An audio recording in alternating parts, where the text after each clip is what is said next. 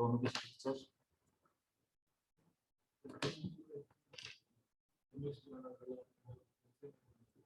कुछ सेम ही लगभग, उसमें कैलकुलेशंस कम है, इसमें फिजिक्स कैलकुलेशंस है।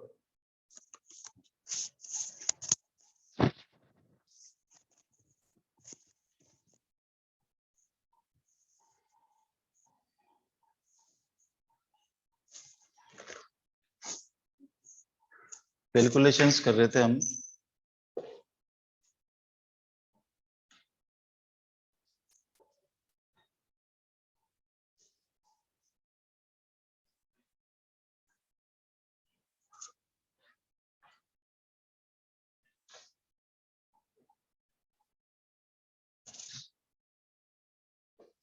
बहुत सारे कैलकुलेशंस हैं इसमें, उसमें से कल मैंने 2 कैलकुलेशन बताए थे।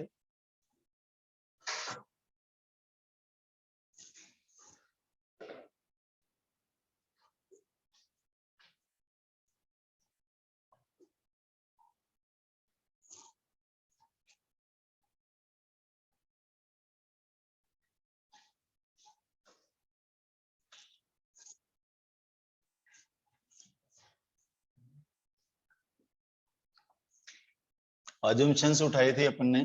First mv square by R, mv square is equal to K JD square by R.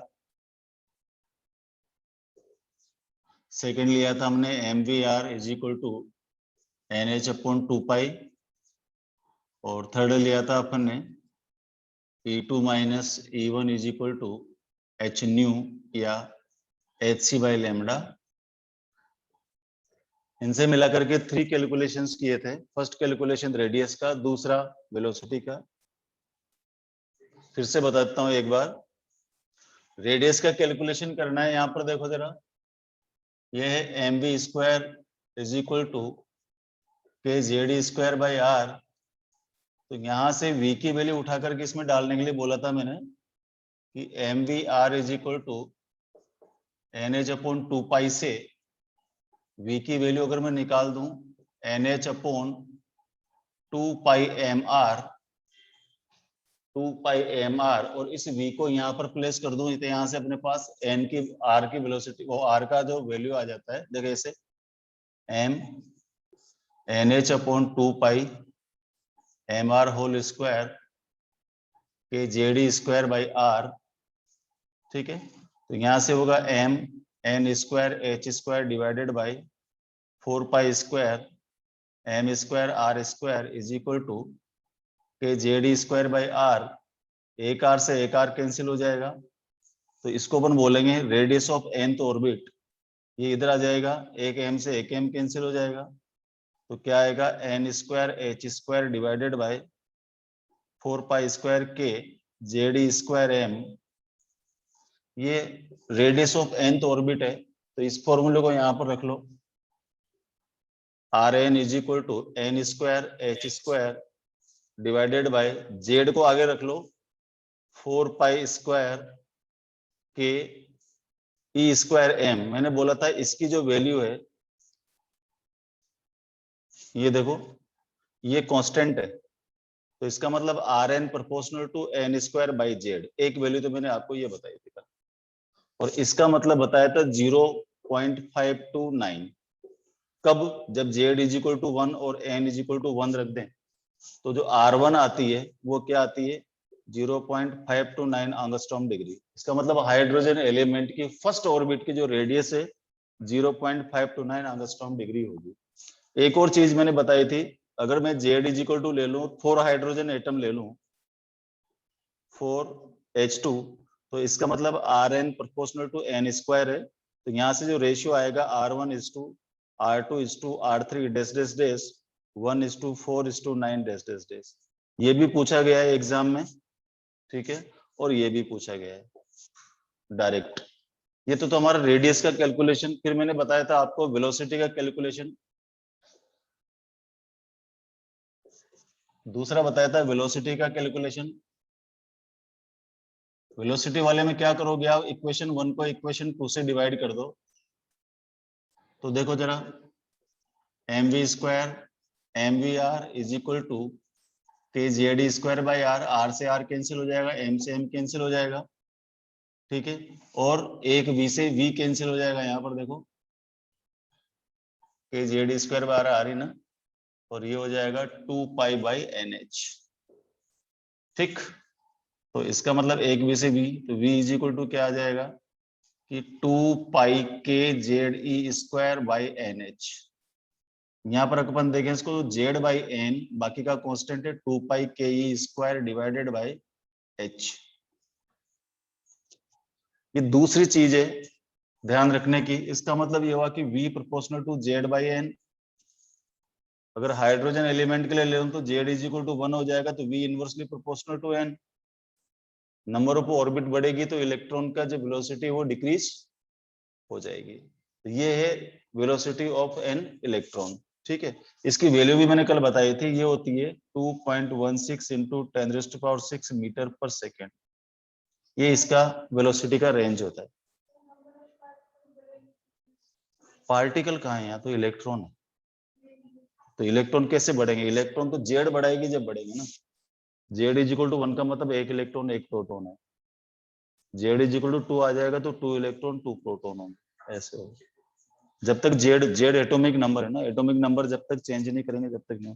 इसका स्क्रीनशॉट ले लो बेटा, फिर हटाऊंगा मैं इसको। के तो कांस्टेंट है बेटा, के तो 9 इंटू 10⁹ अपना इलेक्ट्रिक कांस्टेंट है, प्रोपोर्शनलिटी। वोल्टमान नहीं है, वोल्टमान अलग होता है, ये तो इलेक्ट्रोस्टेट का कांस्टेंट। हाँ, ये 9.9 इंटू 10, वो 1.38 इंटू 10⁻⁻, नहीं नहीं नहीं नहीं नहीं नहीं -38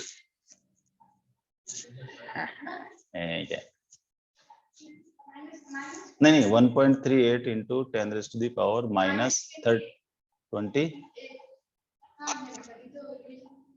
चल ठीक है, वो कोई इश्यू नहीं है। फटाफट स्क्रीनशॉट ले लो इसका।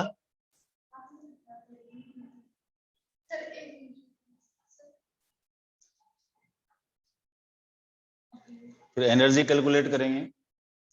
ये रेडियस का कैलकुलेशन है, ये वेलोसिटी का कैलकुलेशन है। मैं बार बार बोल रहा हूँ, कहाँ याद रखना है, एक ये याद रखना है, इसके ऊपर डायरेक्ट क्वेश्चन आता है कि velocity of electron.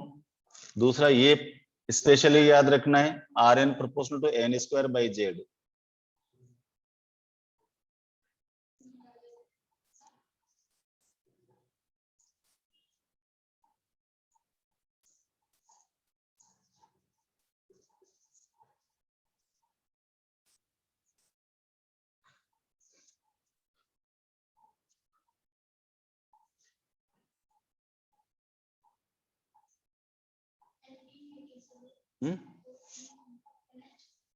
NH 2 pi K Z square by NH।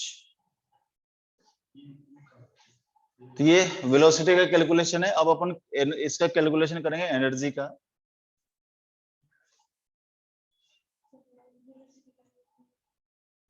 Calculation of energy of nth orbit.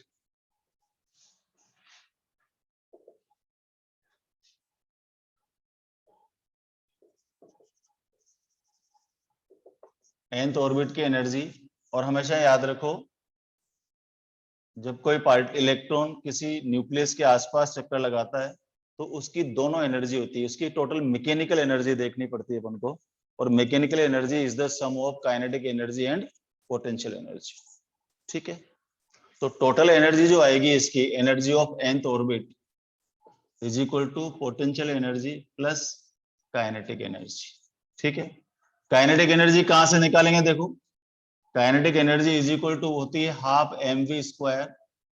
mv square की वैल्यू फर्स्ट एज्यूमेशन से ले लो, तो हाफ ऑफ mv स्क्वायर एक जगह हो गया के जेड स्क्वायर बाई आर, ये काइनेटिक एनर्जी होगी। पोटेंशियल एनर्जी क्या होती है अपन जानते हैं, के Q1 Q2 बाई आर होती है। पोटेंशियल एनर्जी के Q1 Q2 by are negative होती है, क्या लिखेंगे माइनस के, Q1 क्या बोला था मैंने E, Q2 क्या है यहाँ पर जेड ई और डिवाइडेड बाई आर, इसका minus K Z E square by R, ठीक है। तो टोटल एनर्जी क्या होगी nth ऑर्बिट की, E N is equal to minus K Z E square by R plus half of K Z E square by R.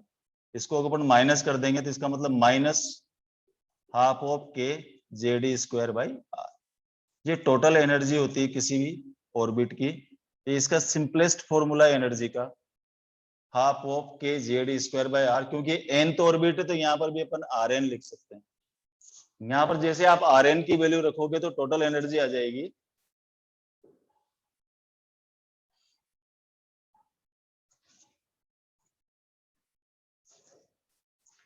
तो इसका मतलब E N is equal to minus half of, देखो, K Z E square by R N. R N की value यहाँ रखी हुई है, देखो ये, तो नीचे आ जाएगा N square H square,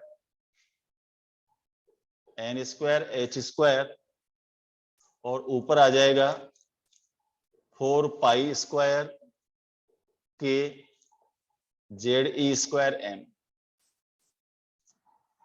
are N की वैल्यू यहां से उठाकर रख देंगे अपन, रेडियस ऑफ nth ऑर्बिट।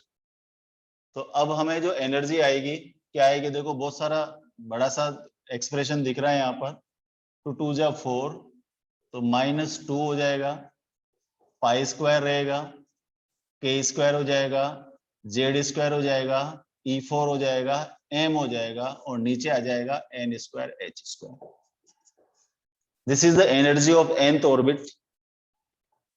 ठीक, अब इसको अगर अपन देखें तो E N is equal to minus Z square by N square, बाकी सब constant, 2 pi square K square E4 M divided by H square, ये सारा कांस्टेंट है।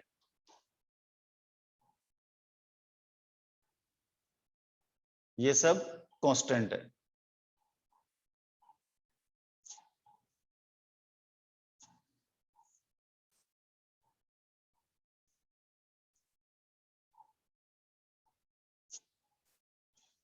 अगर मैं इन सारी वैल्यूज को देखूं, जेड तो एटॉमिक नंबर है,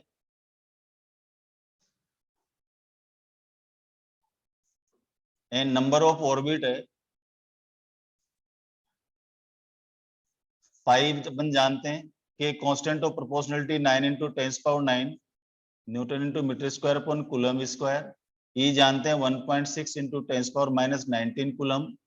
एम हो जाएगा 9.1 × 10⁻31 kg, और एच हो जाएगा 6.62 × 10⁻34 जूल सेकेंड।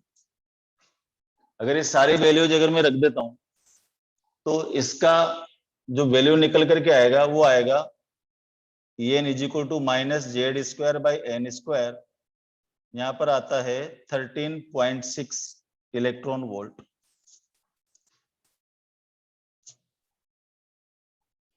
याद रखने वाला कौन सा part, E N is equal to minus Z square upon N square.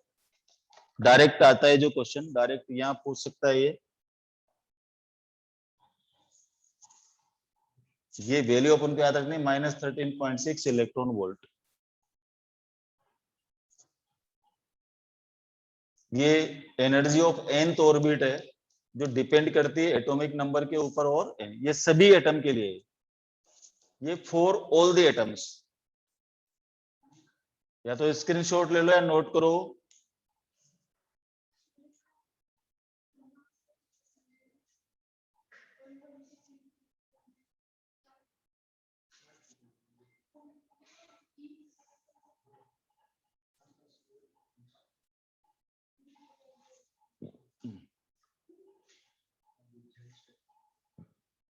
है किसी की हिम्मत करने की, सोल्व करने की, तो कर लो, मैं तो नहीं करूंगा।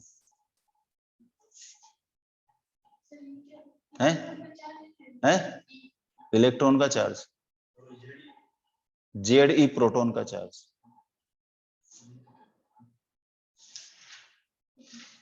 ये लिखा ना अलग अलग, देखिए -k Q1 Q2, तो Q1 का मतलब ई इलेक्ट्रॉन का चार्ज, और जेड ई मतलब प्रोटॉन का चार्ज। मतलब जितने प्रोटॉन है जेड से मल्टीप्लाई हो जाएंगे।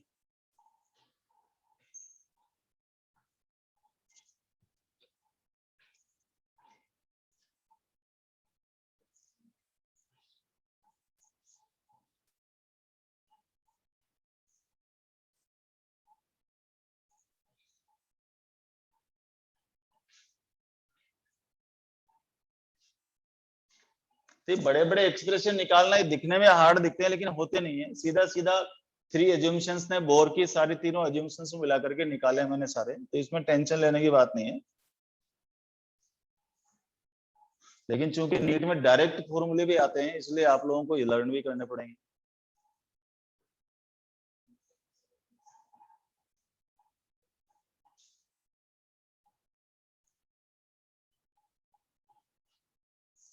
ठीक है, तो यहां पर जो ये जो एक्सप्रेशन दिखा आपको, इसको बोलता हूं मैं आर डैश।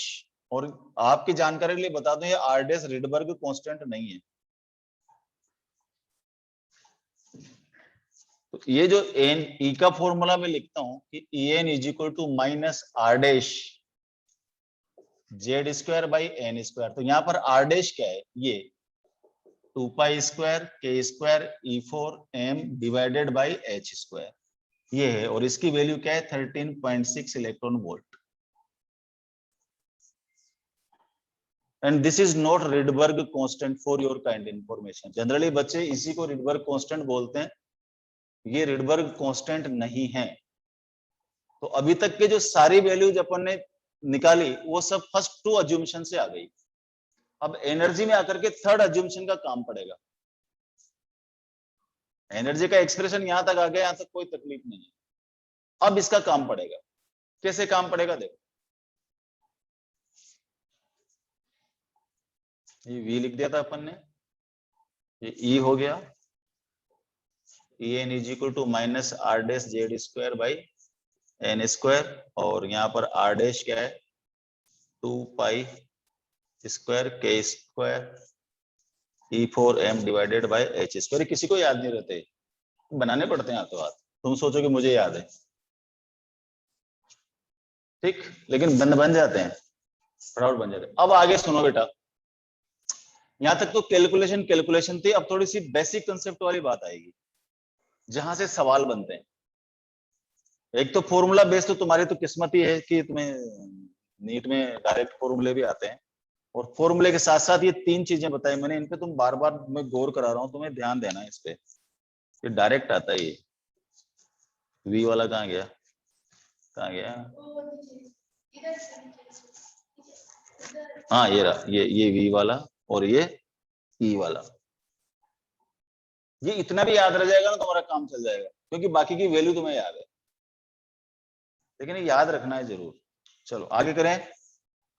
तो अब ये कहा गया कि क्योंकि अगर मैं केवल यहाँ पर हाइड्रोजन एलिमेंट लूं, इसको हटा रहा हूं ध्यान रखना, अगर मैं केवल हाइड्रोजन एलिमेंट लूं, अभी मेरे पास आया कि E N is equal to, दिख रहा है नहीं, हाँ, E N is equal to minus R dash Z square by N square,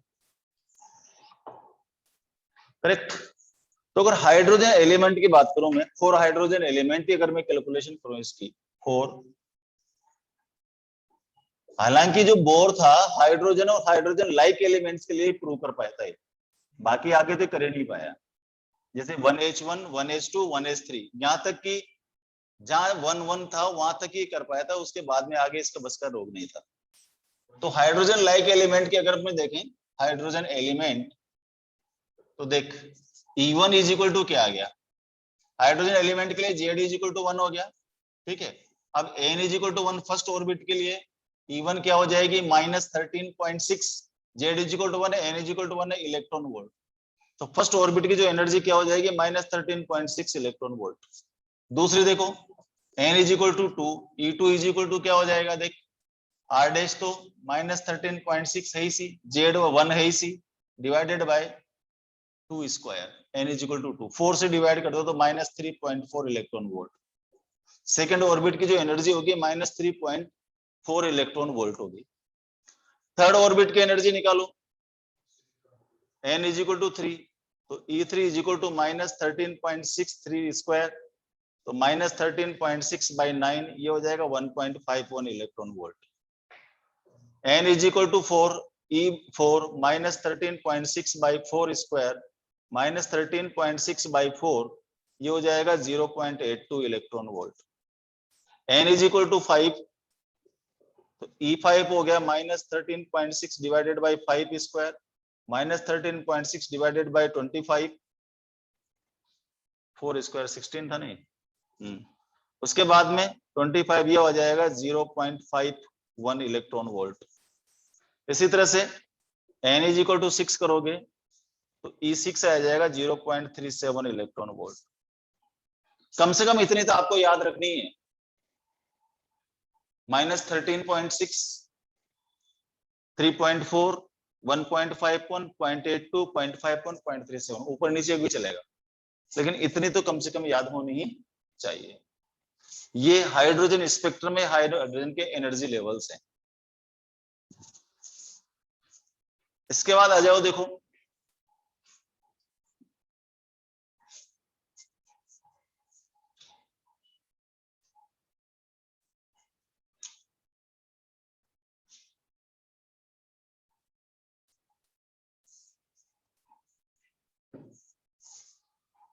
energy level देखो,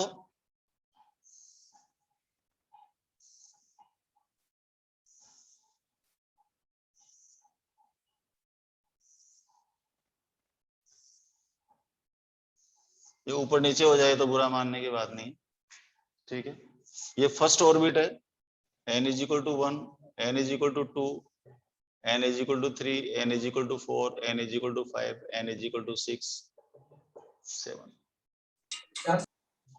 अब यहां से हम क्या करते हैं, इनकी जो सीरीज है ये सीरीज निकालते हैं, लाइमन श्रेणी, बामर श्रेणी, पास्कल श्रेणी, ब्रैकेट श्रेणी और फर्न, ये सारे सीरीज निकालते हैं यहां से अपन। वो कैसे आएगी समझो, ये En is equal to minus R dash Z square by N square. अभी हमने पढ़ा था from third assumption. Third assumption क्या थी कि En2 minus En1 is equal to H nu, यही था। इसका मतलब किसी सेकंड ऑर्बिट में से फर्स्ट ऑर्बिट में कोई इलेक्ट्रॉन आएगा तो वो एनर्जी लॉस करेगा, और वो एनर्जी किसके बराबर होगी, एक फोटोन की एनर्जी के बराबर होगी। क्या मैं एच न्यू को एच सी बाई लैम्डा लिख सकता हूं? क्लासरूम में ढंग से बैठ तमीज से, En2 minus En1 H nu H C by lambda, correct. अब देख En2, यहां देखो N2 रखो, इसमें En2 रख यहां, तो minus R dash Z square by क्या लिखूंगा यहां, N2 स्क्वायर, है ना बेटा, minus minus R dash Z square by क्या लिखूंगा, N1 स्क्वायर, हो गया ना। En2 माइनस En1, तो वहां पर अपन ने N1 कर दिया, N1 हो गया, N2 कर दिया, N2 हो गया, इज इक्वल टू क्या है यहाँ पर, एच सी बाई लैम्डा। ये देख माइनस माइनस प्लस हो गया, माइनस माइनस प्लस, अब ये प्लस हो गया तो इसका मतलब ये आगे आएगा, आगे आएगा तो क्या कॉमन इसमें बोल, आर डैश जेड स्क्वायर तो कॉमन हो गया ना। अब अंदर क्या बचा, 1/n1 square minus 1/n2 square is equal to H C by lambda. हमें चाहिए वेवलेंथ, तो वेवलेंथ चाहिए, इसका मतलब इस एक्सप्रेशन को मैं अगर ऐसे लिख सकता हूं, देख 1 by lambda is equal to, ये एच सी नीचे आ जाएगा, यानी कि R dash Z square by H C अंदर 1/n1 square minus 1/n2 square. तो ये जो R dash upon H C है ये रेडबर्ग कांस्टेंट,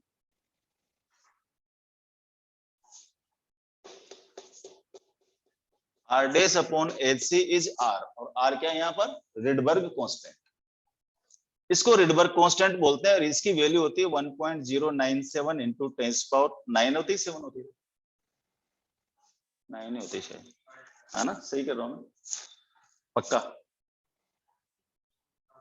तो कैलकुलेशन गलत मत करा देना मेरी, चल देख लेंगे अभी, वो चेक कर लेंगे। तो ये जो R dash by H C, इसको रेडबर्ग कांस्टेंट बोलते हैं।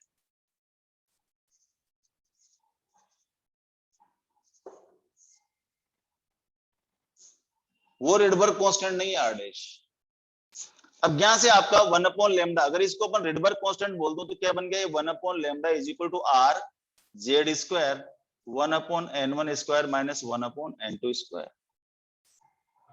अब जिस लाइन के चाहिए मैं यहां से वेवलेंथ निकाल सकता हूं। अगर कोई पार्टिकल सेकंड से फर्स्ट में आता है तो यहाँ सेकंड लिख दूंगा या फर्स्ट लिख दूंगा, थर्ड से फर्स्ट में आता है तो थर्ड या थर्ड लिख दूंगा या फर्स्ट लिख दूंगा, इन्फिनिटी से फर्स्ट लिख लूंगा। अब यहां पर हमें क्या क्या याद होना चाहिए, देखो ये तो बेसिक कंसेप्ट है। अब रट्टा मार अगर तुम्हें करना है तो इसमें क्या कर सकते हैं अपन, चलो रेडबरी कांस्टेंट अपन को वैल्यू याद है इसी हमें, ठीक है। अब यहाँ पर अलग अलग बुक्स वाले क्या कर रखा है उन्होंने कि मिनिमम और मैक्सिमम वेवलेंथ निकाल रखी है रट्टा मारने के लिए। बाकी जहां तक मैं समझता हूँ रट्टा मारने की जरूरत नहीं है, क्योंकि आपको लेमड़ा करना है, इसको उल्टा कर दो, उल्टा कर करके इसको आप आराम से निकाल सकते हो। कैसे देख, ये हो जाएगा n2 square minus n square divided bye n1 square n2 square, हो गया ना। तो इसका मतलब n1 square n2 square divided bye n2 square minus n1 square upon Z square r, वहां से लेमड़ा निकल जाएगा। तो कम से कम दो दो वेवलेंथ आपको याद होनी चाहिए। कौन सी, एक तो सेकेंड ऑर्बिट से फर्स्ट ऑर्बिट में आने की, और एक इंफिनिटी से फर्स्ट ऑर्बिट में आने की। दो तरह की हमें एनर्जी चाहिए। यहीं से अपन दो चीजें डिफाइन करते हैं, मैं बताता हूं आपको क्या क्या। एक तो होती आयोनाइजेशन एनर्जी, एक होती आयोनाइजेशन पोटेंशियल। एक होती एक्साइटेशन एनर्जी और एक होती एक्साइटेशन पोटेंशियल। एक्साइटेशन एनर्जी या एक्साइटेशन पोटेंशियल किसको बोलते हैं, कि हम फर्स्ट ऑर्बिट के इलेक्ट्रॉन को कितनी एनर्जी दें कि वो फर्स्ट में चल जाए, सेकंड में चल जाए, थर्ड में चल जाए, उसको तो बोलते हैं एक्साइटेड स्टेट, एक्साइटेशन एनर्जी और एक्साइटेशन पोटेंशियल। और आयोनाइजेशन एनर्जी और आयोनाइजेशन पोटेंशियल कितनी एनर्जी दें, कितना पोटेंशियल दें कि वो कहां चला जाए, इन्फिनिटी पर चल जाए, तो फिर वो क्या कहलाएगा, आयोनाइजेशन एनर्जी या आयोनाइजेशन पोटेंशियल। ये दो बातें आपको ध्यान रखनी, ठीक है। तो निकालिए, ये जिसमें दम हो, हिम्मत हो, निकालने की कोशिश कीजिए। पहले लिखो लाइमन श्रेणी। तो अगर मान लो कोई इलेक्ट्रॉन किसी हायर ऑर्बिट से इस फर्स्ट ऑर्बिट में आता है, तो इसको बोलते हैं लाइमन श्रेणी, लाइमन सीरीज। इस सेकंड में अगर कोई आता है तो इसको बोलते हैं बामर। थर्ड में अगर कोई आता है तो ये होती पास्चन।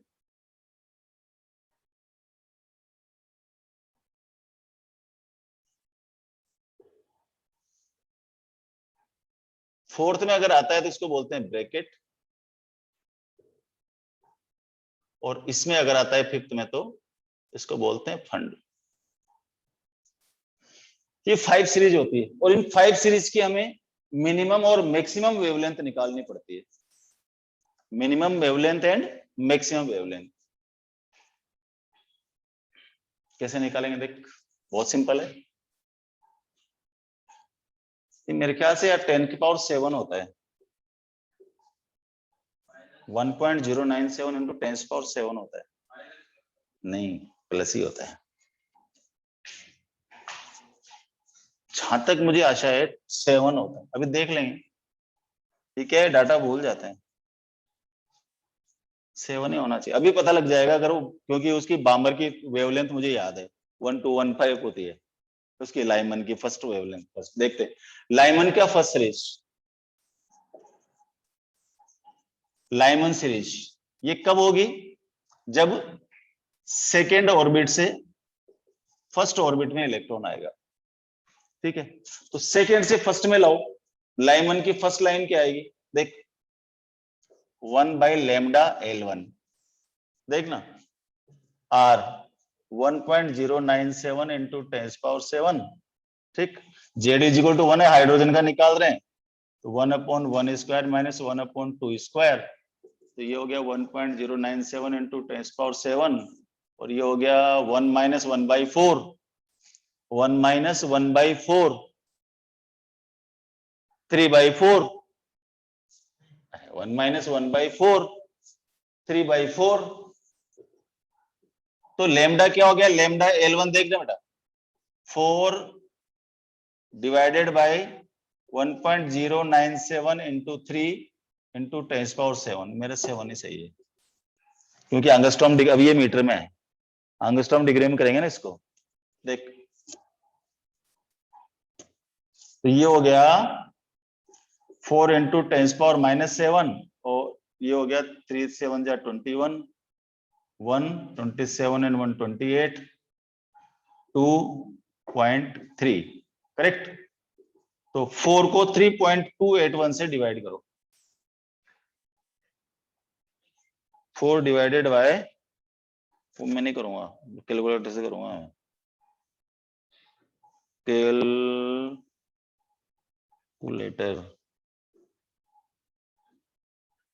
4 डिवाइडेड बाय 3 पॉइंट क्या पढ़ दो 3.281 281 1219 1215 होती है यार देख इंटू 10⁻⁷ अब देखना ये किसमें मीटर में एंगस्ट्रॉम डिग्री से करने में 1.219 इंटू 10⁻⁷ इंटू 10⁻10 ये एंगस्ट्रॉम में होगी ना तो प्लस का 3 तो 1219 एंगस्ट्रॉम डिग्री ये किसकी है लाइमन की फर्स्ट यानी कि लाइमन के लिए मिनिमम मैक्सिमम अब मिनिमम निकालते हैं देख कैसे निकालेंगे इधर देख अब देख 1/λ L इंफिनिटी ये तो सेकंड से फर्स्ट में अब इंफिनिटी से फर्स्ट में तो क्या आएगा बोल 1.097 इंटू 10⁻⁷ ये 1 माइनस से खत्म हो गया सारा हो गया ना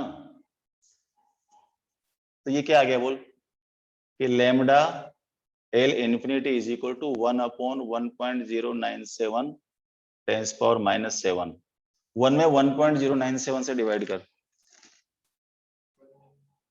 अपॉन 1.097 ये हो गया 0.916 इंटू 10⁻⁷ ये है मीटर में तो 916 एंगस्ट्रॉम डिग्री किस में होगी एंगस्ट्रॉम डिग्री में तो ये तो होगी मैक्सिमम और ये होगी मिनिमम भाई साहब आपको इतना ही नहीं ये तो मैंने मिनिमम मैक्सिमम निकालनी आपको सारी आना चाहिए सेकंड से फर्स्ट में थर्ड से फर्स्ट में फोर्थ से फर्स्ट में फिफ्थ से फर्स्ट में और करना क्या है उसमें यहाँ तो 1 आ जाएगा यहाँ 2 square 3 square 4 square 5 square 6 square 7 square समझ आ गया सारे निकालने ठीक है तो ये मैंने लाइमन की मिनिमम और मैक्सिमम निकाली आप निकालो बामर की मिनिमम और मैक्सिमम बामर की मिनिमम और मैक्सिमम निकालो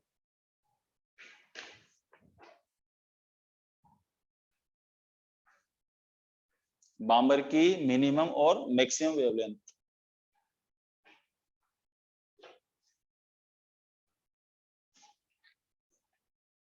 निकाल आलस मत कर निकाल ऐसे थोड़ी भाई निकालेगा बहन नहीं निकालेगी निकाल पेन दे इसको एक आलसी होगी लड़की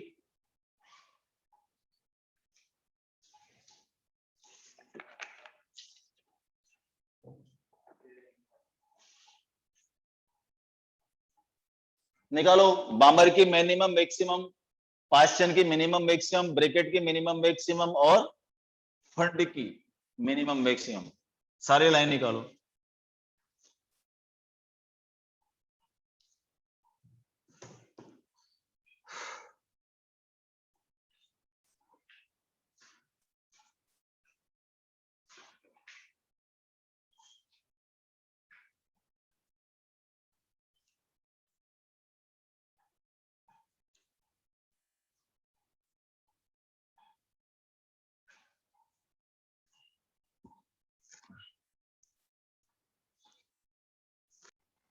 ठीक है आज इसकी थ्योरी भी भेजता हूं मैं और इसकी एक्सरसाइज भी भेजता हूँ एक बार थ्योरी दोबारा पढ़ लेना सारी और फिर एक्सरसाइज करना 18,752 मैक्सिमम किसकी है ऐश्वर्या पास्चन की हाँ सर हाँ सही है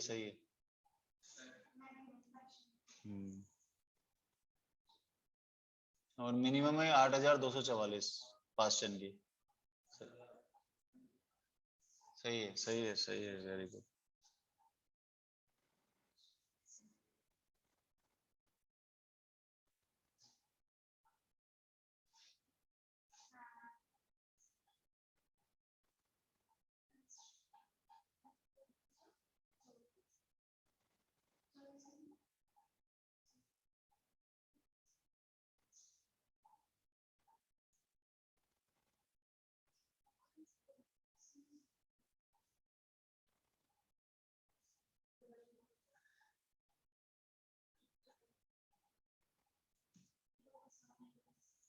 ठीक है, आज इसको कंप्लीट करो, कल मैं लूंगा एक्सरे, इसकी थ्योरी और सीट भेज रहा हूँ अभी शाम तक, और कल लूंगा एक्सरेज।